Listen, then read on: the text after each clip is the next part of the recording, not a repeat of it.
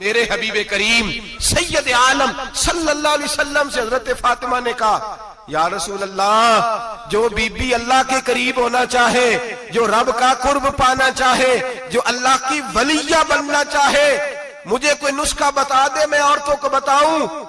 तो मेरे हबीब ने फरमाया, जो बीबी जितना घर के अंदर रहेगी, जितना घर के अंदर रहेगी, जितना घर के अंदर रहेगी, उतना ही वो अपने रब के करीब होती जाएगी, उतना ही अल्लाह का कुर्ब पाती जाएगी। और जितनी सज धज के बाहर निकलेगी, जितनी सवरेगी, उतनी वो अल्लाह से दूर होती जाएगी। जितने कदम उसके घर से दूर निकलेंगे, उतने ही कदम उसके अल्लाह के कुर्ब से दूर होते जाएंगे, उतने ही कदम। माए, तुम्हारी दुआएं कबूल होंगी, मेरी माओ तब कबूल होंगी जब तुम घर में रहोगी। बेटियों, रब करीम का कुर्ब उस वक्त नसीब होगा जब तुम घर के अंदर रहोगी। तो भाई, कीमती चीजों को गुलाब चढ़ते हैं। किसी ने कभी केमिस्ट्री गुलाब पे नहीं छुपाई, फिजिक्स नहीं छुपाई, कभी किसी शायर अदीब ने अपना लिखा हुआ शायरी का कलाम नहीं छुपाया। गुलाब जब भी चढ़ता है कुरान पाक पे चढ़ता है। मेरे भाई, करोड़ों और अरबों और खरबों का मकान बना के लोग उसको गुलाब नहीं चढ़ाते। गुलाब जब भी चढ़ता है बैतुल्लाह को ही चढ़ता है। जो चीज कीमती होती है वो गुलाब पे होती है। मेरी बहनों, मेरी बेटियों, अगर तुम अपने आप को कीमती बनाना चाहती हो तो गुलाब में छुप जाओ, तुम्हारी कीमत बढ़ जाएगी, तुम्हारा वकार बढ़ जाएगा, तुम्हारी अजमत बढ़ जाएगी। मेरे हबीब ने फरमाया, जितनी घर के अंदर रहोगी, दुनिया तो दुनिया रही, अल्लाह की नजर में तुम्हारी कीमत बढ़ जाएगी। मेरे नबी रहमत, नूर मुजस्सम, शफी मुअज्जम सल्लल्लाहु अलैहि वसल्लम ने फरमाया, जो बीबी बन संवर के बाजार जाए, मेरी तरफ देखे, आंखें खोल के देखे, ये हदीस आपने सुनानी है। इंशाल्लाह बोलिए, सुनाएंगे इंशाल्लाह ताला, बोल के इंशाल्लाह कहिए, आपको सवाब होगा। सुनाएंगे इंशाल्लाह। मेरे नबी करीम सल्लल्लाहु अलैहि वसल्लम ने फरमाया, जो औरत बन संवर के बाजार जाए, अब तो खैर बीबियां बुरका पहन के जाती, बुरके पे भी कढ़ाई की है, बुरके पे भी काम कराया, बुरके पे जो काम और नक्श निगारी हुई है वो 10,000 की है। बुरका पर्दे के लिए पहना था, दिखाने के लिए। ये कैसा बुरका है कि उसने बुरका भी पहना हुआ है और बुरका भी उसने फैशन वाला पहन लिया है? ये किस तरह का? इस तो पर्दे को पर्दे की जरूरत पड़ गई। मेरे हबीब पाक अलैहिस्सलाम ने फरमाया, बिला जरूरत, औरत को इजाजत है, बीमार हो तो डॉक्टर के पास जाए, औरत को इजाजत है, जरूरत पड़ जाए, घर में सौदा सलफ ना आता हो तो लेने चली जाए, औरत को इजाजत है। अगर गवाही की जरूरत पड़ जाए तो पर्दा करके काजी अदालत के पास गवाही देने जाए, औरत को इजाजत है हज पे जाए, औरत को इजाजत है उम्रे पे जाए, औरत को इजाजत है कि अगर किसी वक्त जिहाद के लिए औरतों की जरूरत पड़ गई तो हजरत फातिमा और जनाब आयशा की सुन्नत अदा करे, जिहाद को जाए। लेकिन अगर औरत मौज करने जाए और रोज कहे वो देखे ना, फलां पार्क में थे, आप तो कभी गए ही नहीं, फलां जगह थे, आपके पास तो फुर्सत ही नहीं, फलां मेरी सरगोदे वाली बहन का खामन तो रोज लेके जाता है, आपने तो कभी तवज्जो नहीं फरमाई। रोज पैगाम देती रहे, रोज पैगाम देती रहे। मेरे हबीब करीम सैयद आलम सल्लल्लाहु अलैहि वसल्लम ने फरमाया, जो बीबी बन संवर के बिला जरूरत बाजार जाए, नबी पाक अलैहिस्सलाम ने फरमाया, एक कदम वो उठाएगी तो उस पर अल्लाह की लानत बरसेगी, फरिश्तों की लानत बरसेगी, जमीन वाले लानत बरसाएंगे, आसमान वाले लानत बरसाएंगे। और मेरे हबीब बोले तो फरमाया, जब अल्लाह की लानत बरसेगी तो मैं भी उस बीबी पे लानत ही करूंगा जो बीबी बन संवर के जाए। और आगे सुन ले, मेरे हबीब ने फरमाया, अगर उसका खामद राजी हो, उसके बन संवर के बाजार जाने पे आप नाराज हो जाएं, अल्लाह करे इस बात पे हो ही जाए, और अल्लाह करे बदल जाए निजाम, जो खामद खुद मेकअप करा के तैयार करा के पार्टी में लेकर के जाए, जो सामने वाली फ्रंट सीट पे खुद बगैर नकाब के उसको बिठाए, जो मोटरसाइकिल की पुश्त पे खुद तैयार करा के बिठाए, और जो खुद कहे तू चली जाना, जा तू शादी भी तू देखा, फला काम भी तू करा, मैं आजाद हूं। मेरे हबीब ने फरमाया, जिसकी बीवी बन संवर के जाए, जिसकी बीवी मेकअप करके जाए, चेलम पे भी ब्यूटी पार्लर से होके जाती है, जिसकी बीवी बन संवर के निकले, वो राजी हो, वो खुश हो। बाद ऐसे मना करते हैं, नाराज होते हैं, वो गुनाह सिर्फ औरत के जिम्मे है। लेकिन अगर औरत बन संवर के निकल रही है और खामद राजी है, वो कहता है, हाँ हम मॉडर्न है, हम जदीद दौर के हैं, हाँ जिद्दत इसी का नाम है, हाँ तो लोगों को पता कैसे चलेगा हमारे पास पैसे हैं, कैसे पता चलेगा कि 3 गाड़ियां एक अब्बा जी के पास है, एक बेटी के पास है, एक बीवी के पास है, कैसे पता चलेगा कि हम बहुत ताल्लुकात वाले हैं, अब्बा जी फलां शादी पे, बेटी फलां घर में और बीवी फलां घर चली गई, हमारे ताल्लुकात ज्यादा है इसलिए हमें ज्यादा जाना पड़ता है। मेरे हबीब करीम अलैहिस्सलाम ने फरमाया, औरत बन संवर के जाए खामद राजी हो, वो जितने कदम उठाएगी उतने ही अपने खामद के लिए जहन्नम में मकान तामीर करेगी। फरमाया उसके खामद के लिए उतने मकान दोज़ख में तैयार हो गए, वो जलाया जाएगा, वो तपाया जाएगा, वो जहन्नम की आग का ईंधन बनेगा। और मैंने शायद आपको दर्जनों बार हदीस सुनाई हो, मेरे करीम रसूल ने फरमाया बीबी एक होगी पर 4 आदमियों को जहन्नम में लेके जाएगी। या रसूलल्लाह किसको? फरमाया बाप ने पर्दे का नहीं कहा तो बाप भी दोज़ख में जाएगा, अगर भाई ने पर्दे का नहीं कहा तो वो भी दोज़ख में जाएगा, शौहर ने पर्दा नहीं कराया तो वो भी जहन्नम में जाएगा। वो बेटा जो कहता था ना ना 1.25 लाख का मोबाइल लेना है, तो अम्मा ने घर के अंदर शोर डाल दिया, मजबूर किया, खामन को लेकर के दिया। उस बेटे से पूछा जाएगा तू सारी जिद्दें अम्मा से मनवाता था, ये तूने क्यों नहीं कहा पर्दा कर ले? और अब तो बीबी जरा 40 साल की होती है तो कहती है मेरी खैर है, मैं बूढ़ी हो गई हूँ, मेरी खैर है, रोटियां सारी खाती हूँ, बाकी सारे कामों में जवानों की तरह हूं, पर्दा नहीं मैंने करना, मेरी खैर है, फलाना तो मेरे बेटे की तरह। जुल्म की हद है, जुल्म की हद। कजन एक दूसरे से हाथ मिलाते, कजन, वो किस मुसीबत का नाम है? कहते ये भाई है, ओ भाई ये भाई होता तो इससे निकाह नाजायज होता। अब चूंकि अल्लाह ने इसके साथ निकाह को हराम रखा है तो ये तुम्हारा भाई हो सकता? मेरे रसूल करीम सल्लल्लाहु अलैहि वसल्लम ने फरमाया सुवर निजसुलैन है, कुत्ता बिल्कुल नापाक नहीं होता, कुत्ता भीग जाए तो बादों का नापाक होता है, या कुत्ते के मुंह से थूक निकले तो नापाक होती है। सुवर निजसुलैन है, पूरा नापाक, खुश्क भी हो तो नापाक है। मेरे हबीब पाक अलैहिस्सलातु सलाम ने फरमाया एक सुवर हो वो पहले ही नापाक, और दूसरा फिर वो सुवर गंद में लिपटा हुआ हो, गलाजत सुवर को लगी हुई हो। फरमाया एक तो सुवर जो निजसुलैन है और फिर वो गंद में लिपट जाए, गलाजत में भर जाए, उसके पूरे वजूद को गंदगी लग जाए। फरमाया वो सुवर गंदगी और गलाजत में लिपटा हुआ तेरे जिस्म से लग जाए तो इतना बुरा नहीं, जितना गैर महरम औरत का वजूद तेरे वजूद से लग जाए तो बुरा है। किस कदर तफसील दी, कहां से बात शुरू की और कहां मेरे नबी ने सिखाई। कजन हाथ मिला रही है, कजन के साथ बाजार जाया जा रहा है, कजन के साथ फला काम हो रहा है, कजन को चचा का बेटा भाई होता है, अगर ये सगा भाई होता तो इसके साथ निकाह नाजायज होता। खुदारा आ जाओ, लौट आओ, वापस पलटो दीन की तरफ, लौटो, इस तबाही से निकलो। ये जो आग है, ये जो बेसुकूनी है, ये जो तमाशा है, ये लाखों कमाने के बावजूद जो बेबरकती है, ये बड़ी बड़ी फौजों के बावजूद जो रोज मय्यतें उठती हैं, ये जो रोज जनाजे पड़े जाते हैं, ये जो रोज बेटियां बेवा होती हैं, ये जो रोज माओ के सुहाग लुटते हैं, ये हमारी नाफरमानियां हैं। हम दीन के मामले में हम लोगों ने नरमी शुरू कर दी है, हम अल्लाह और उसके रसूल से बगावत करने लगे हैं। मेरे हबीब करीम सैयद आलम नूर मुजस्सम शफी मुअज्जम सल्लल्लाहु अलैहि वसल्लम ने फरमाया जिना सिर्फ शर्मगाह का नहीं होता, हुजूर ने फरमाया आंखें भी जानी होती हैं, कान भी जानी होते हैं, जुबान भी जानी होती है। बुखारी मुस्लिम दोनों में मौजूद है। सहाबा ने अर्ज की हुजूर जुबान कैसे जानी होती है? फरमाया जो नमाज के बावजूद गंद बोलता है, गलीज गुफ्तगू करता है, वो जुबान का जानी है। और फरमाया जो रोज गंद देखता है, वो जितनी मर्जी तजते पड़े, वो आंख का जानी है। और जो गंदी बातों में लज्जत महसूस करके सुनता है, वो जितना मर्जी रोज उठ के मस्जिद में झाड़ू दे, वो कानों का जानी है।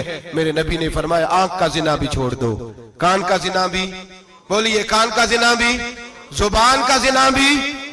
मुस्नद इमाम अहमद बिन हंबल उठाइए, एक सहाबी ने अर्ज की हुजूर नमाज में दिल नहीं लगता, मेरा कुरान पाक में दिल नहीं लगता, दुरूद और सलाम में दिल नहीं लगता। आमिना के मासूम लाल ने क्या जवाब दिया?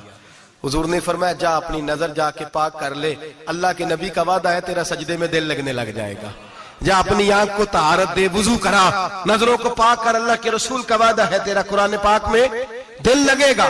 जा जाके अपनी नजर को पाक कर, वादा है तेरी जुबान पे दुरूद सलाम जारी हो जाएगा, अल्लाह का जिक्र जारी हो जाएगा। मेरे भाइयों, औरत का पर्दा, औरत का हिजाब दीन में उसी तरह फर्ज है जिस तरह नमाज फर्ज, जिस तरह रोजा फर्ज है, जिस तरह ज़कात फर्ज है, उसी तरह औरत का पर्दा भी फर्ज है। अगर किसी घर में औरत पर्दा नहीं करती, उस घर के मकीन सारे अल्लाह के हुजूर जवाब दे हैं। मेरे हबीब करीम अलैहिस्सलाम ने जिस औरत को पसंद किया, जिस औरत की तारीफ की, जिस औरत की बाबत मेरे नबी ने इरशाद फरमाया, और बड़े खूबसूरत लफ्ज हैं, साहिब अहकामुल कुरान में लिखे हैं। मेरे हबीब पाक ने सहाबा की महफिल सजाई, मजमा खचाखच मस्जिद भर गई।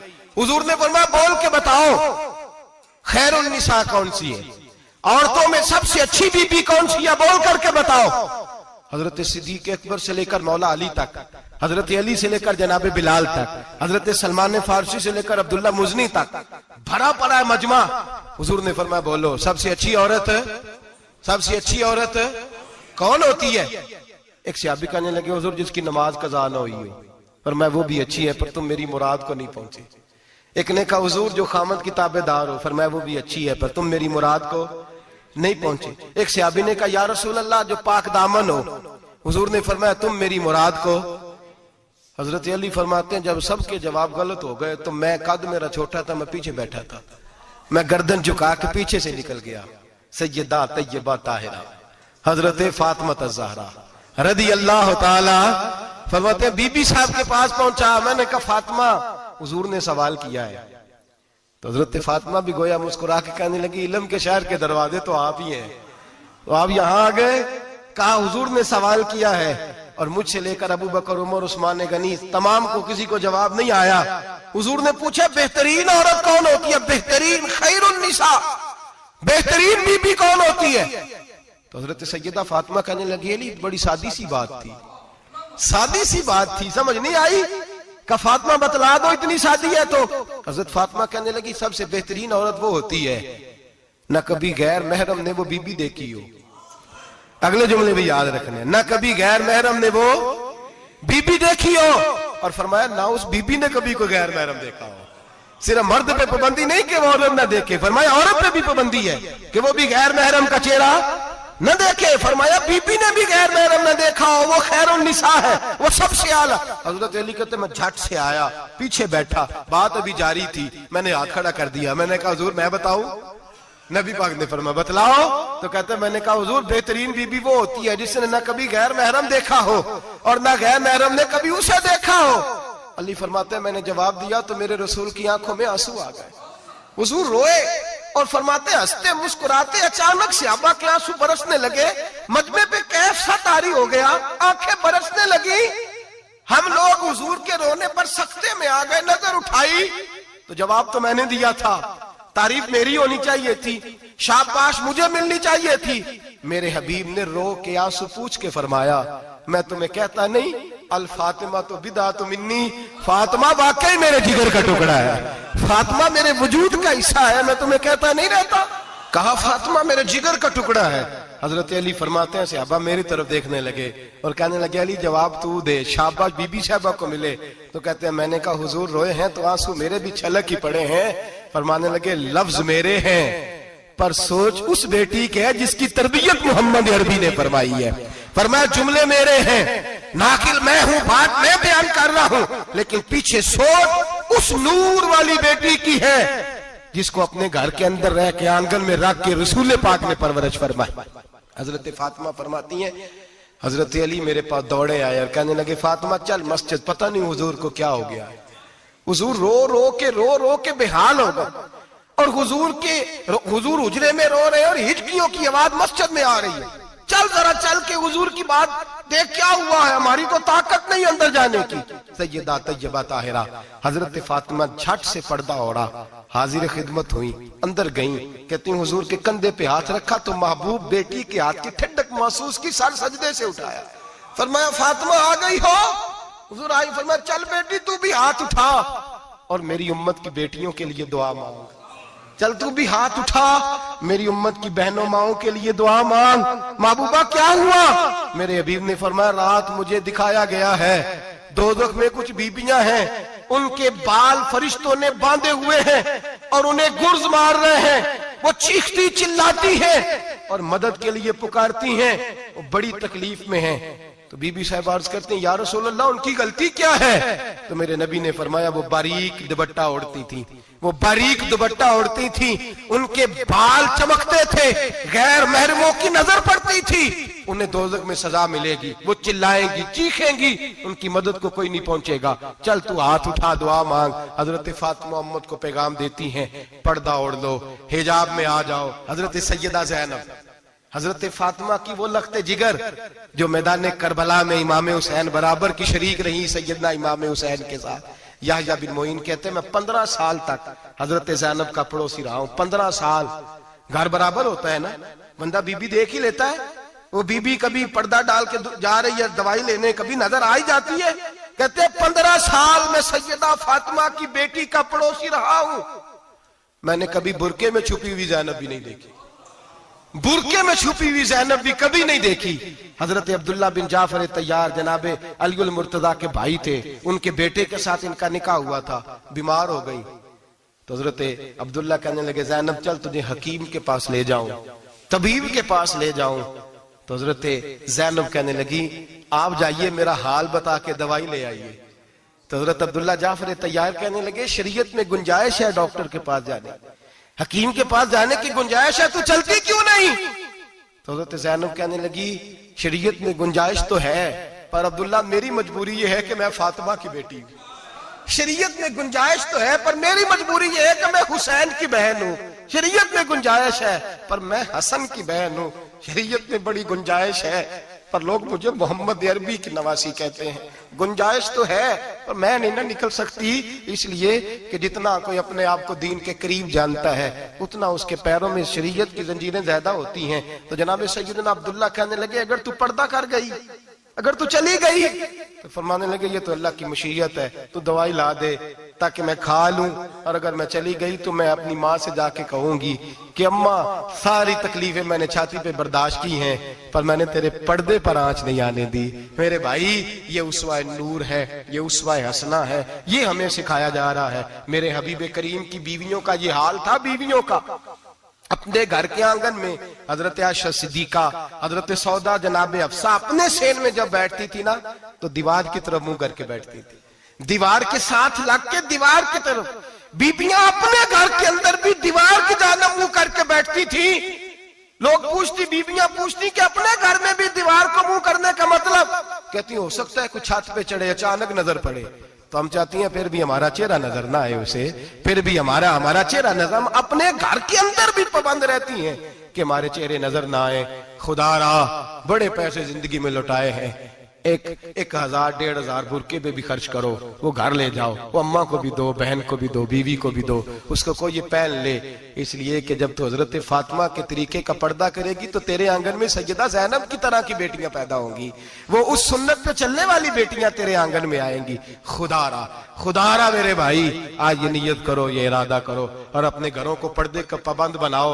अगर एक बेटी पर्दादार हो गई तो कई खानदान पर्दादार हो जाएंगे, अगर एक बेटी पर्दादार हो गई तो कई घराने संवरेंगे, कई जगह पे नूर फैलेगा। ऐ अर्श के मालिक, ऐ मेरे महबूब के खुदा, तुझे वास्ता है मेरे महबूब की बीवियों का और तुझे सदका हुजूर की शहजादियों का। ऐ अल्लाह इतना करम बरसा, इतनी रहमत बरसा कि मेरे वतन की बेटियां और मेरे वतन की माएं बहनें बच्चियां ये समझ जाएं कि हमारी निजात सिर्फ हजरत फातिमा के बुरके में है।